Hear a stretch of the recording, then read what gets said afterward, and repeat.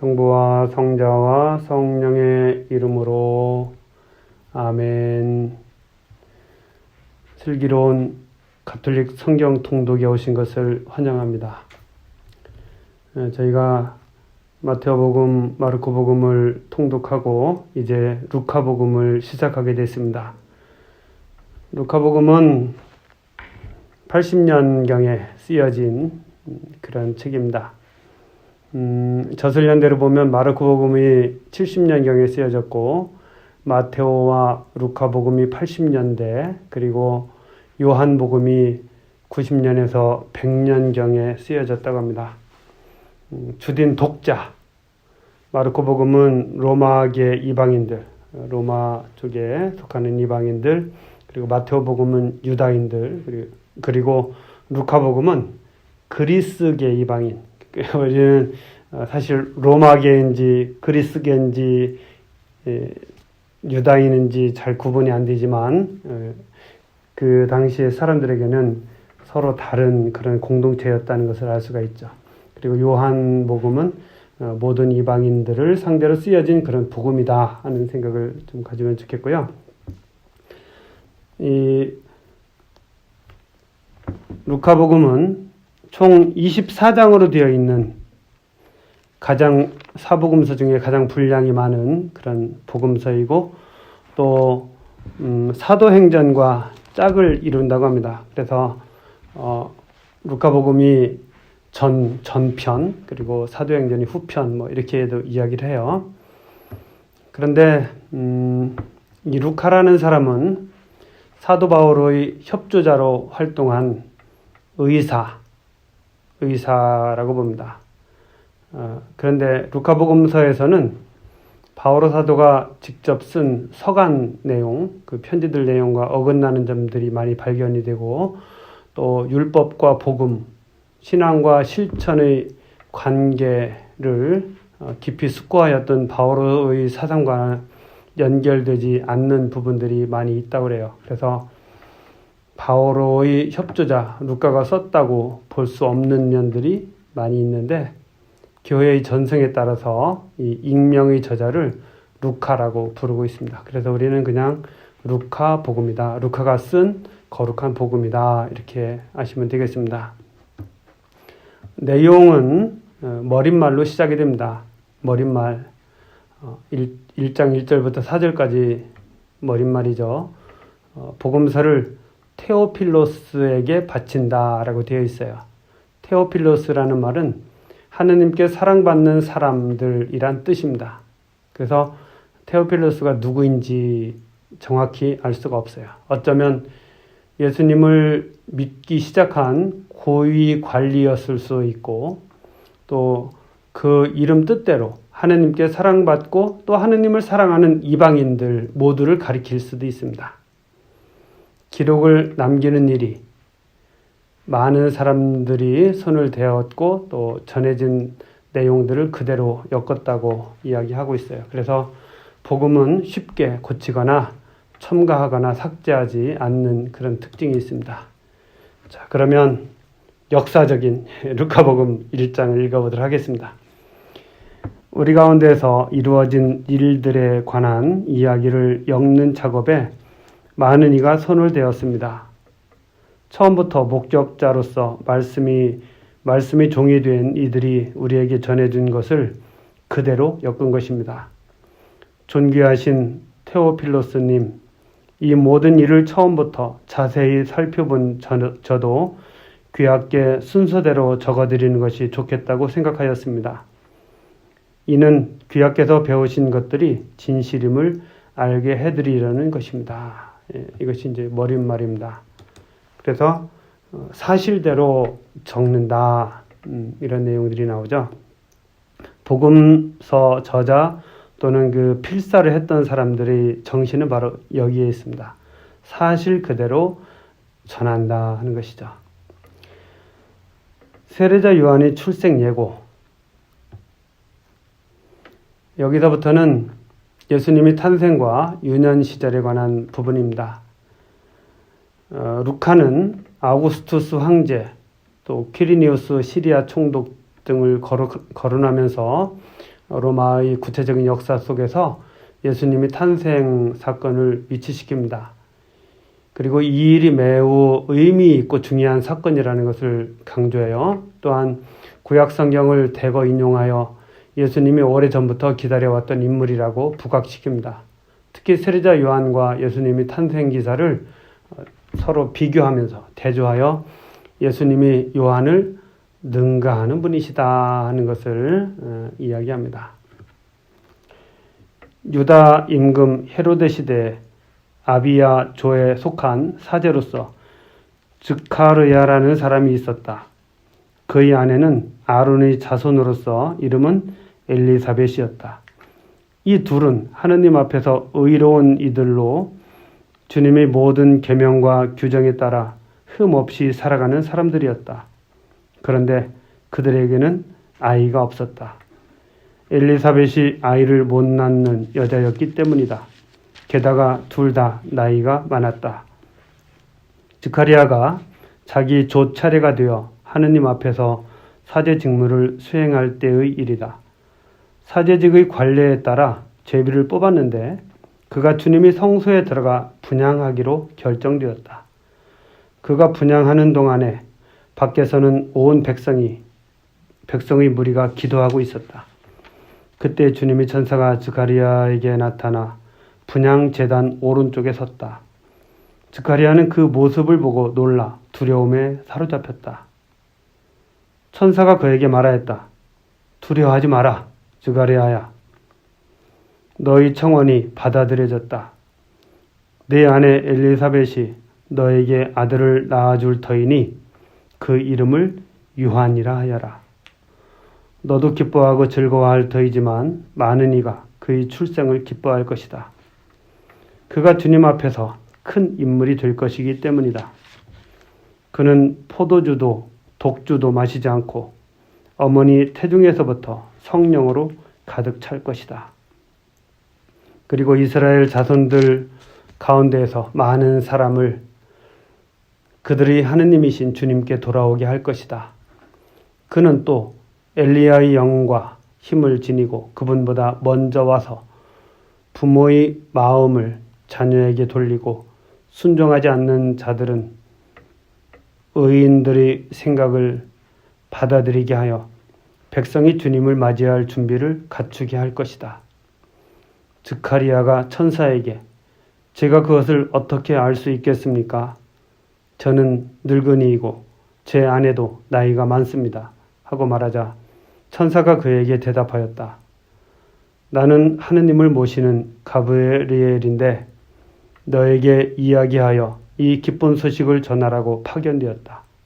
보라, 때가 되면 이루어질 내 말을 믿지 않았으니 이 일이 일어나는 날까지 너는 벙어리가 되어 말을 못하게 될 것이다. 한편 스가랴를 기다리던 백성은 그가 성소 안에서 너무 지체함으로 이상하게 여겼다. 그런데 그가 밖으로 나와서 말도 하지 못하자 사람들은 그가 성소 안에서 어떤 환시를 보았음을 알게 되었다.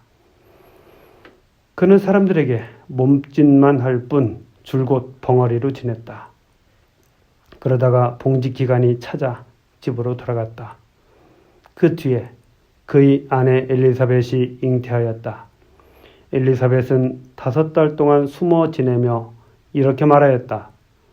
내가 사람들 사이에서 겪어야 했던 치욕을 없애주시려고 주님께서 굽어보시어 나에게 이 일을 해주셨구나. 이 세례자 요한의 출생 예고, 세례자 요한이라는 이름을 먼저 지어주시죠. 예수님하고 요한은 이름을 먼저 태어나기 전부터 받은 그런 분들입니다.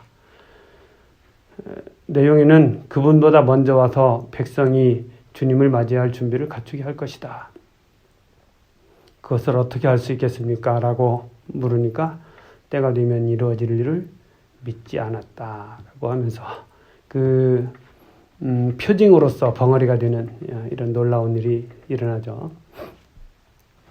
예수님의 탄생 예고. 6째 달에 하느님께서는 가브리엘 천사를 갈릴리아 지방 나자렛이라는 고을로 보내시어 다윗 집안의 요셉이라는 사람과 약혼한 처녀를 찾아가게 하셨다. 그 처녀의 이름은 마리아였다. 천사가 마리아의 집으로 들어가 말하였다. 은총이 가득하니여 기뻐하여라. 주님께서 너와 함께 계시다.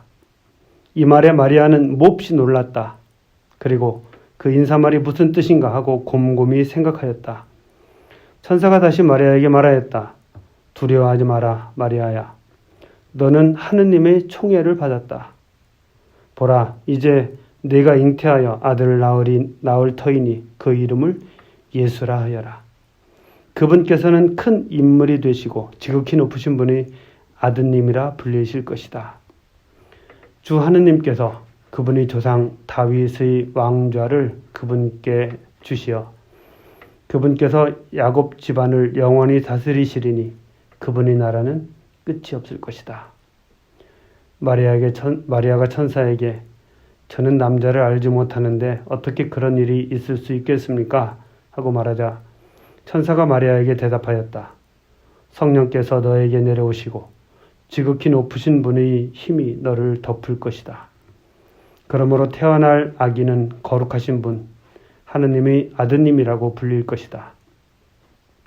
내 친척 엘리사벳을 보아라. 그 늙은 나이에도 아들을 잉태하였다. 아이를 못 낳는 여자라고 불리던 그가 임신한 지 6달이 되었다. 하느님께는 불가능한 일이 없다. 마리아가 말했다. 보십시오. 저는 주님의 종입니다. 말씀하신 대로 저에게 이루어지기를 바랍니다.